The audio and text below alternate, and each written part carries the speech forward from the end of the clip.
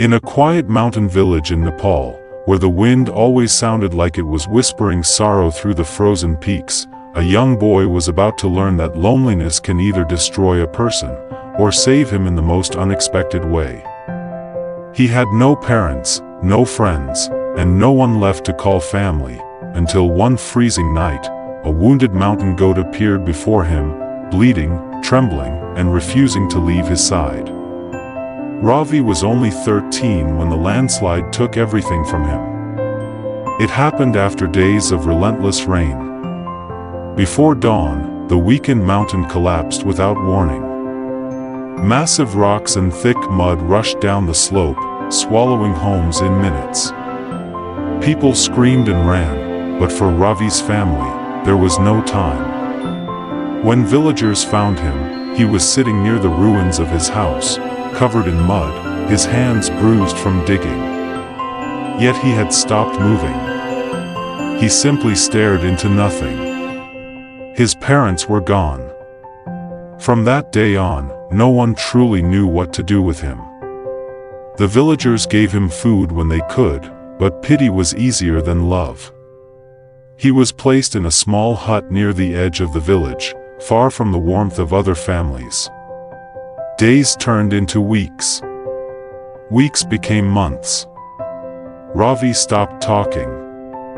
He no longer laughed. He no longer cried. Every day he sat on a cliff overlooking the mountains, watching fog swallow the distant peaks, as if everything in his life had vanished with them. Sometimes villagers passed by and whispered, "Poor boy. He barely speaks. He's becoming strange." Ravi heard them. But he no longer cared. Then came the winter storm that changed everything. Snow fell heavily that night while cold winds battered his hut.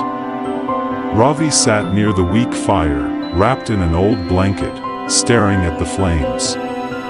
Then he heard it. A faint cry outside. At first, he ignored it. Then it came again. Weak. Painful. Desperate. He opened the door. A young mountain goat lay half buried in snow, one leg injured, blood staining its white fur. Its body shook violently from cold and exhaustion. Ravi stared at it for a long moment. Then he whispered, "You shouldn't be here." Still, he carried it inside.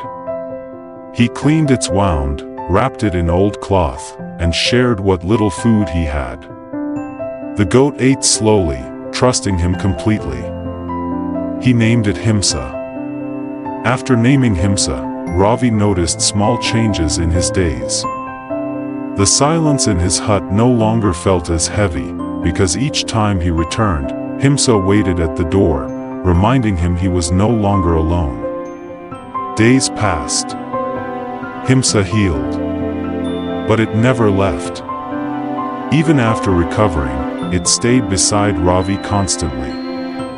It followed him everywhere, even to the cliff. Slowly, Ravi began talking again, not to people, but to Himsa. He spoke of his parents, his fears, the emptiness inside him. When he cried, Himsa stayed close. When he stayed silent, it rested beside him. It never judged. It simply stayed. Villagers noticed. Some laughed. Others pitied him. But Ravi no longer cared. For the first time since the landslide, he no longer felt alone. One day, a hunter visited the village. When he saw Himsa, his eyes narrowed. "That is a rare mountain breed," he said. "I'll pay well for it." Some villagers urged Ravi to accept. "You need the money. It's just an animal." Ravi stepped forward. His voice was calm but firm. "No. It is not for sale." The hunter left angry. As winter worsened, Ravi fell dangerously ill with fever. Too weak to stand, he lay alone in his hut as cold wind entered through the cracks. For 2 days, no one came. But Himsa refused to leave him. Instead, it ran to the village, bleating wildly and pulling at clothes until an old woman followed it. She found Ravi unconscious. He was rushed to a clinic. The doctor later said only one thing. He arrived just in time. Outside, Himsa waded through snow and freezing wind, refusing to move.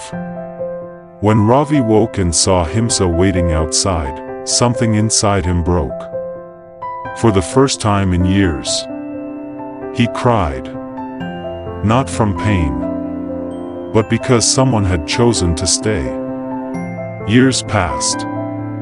Ravi became a wildlife caretaker, protecting the same mountains that once took everything from him. Himsa stayed by his side. But time weakened it. One quiet evening, Ravi found Himsa lying near their old cliff. Its breathing was slow, its body weak.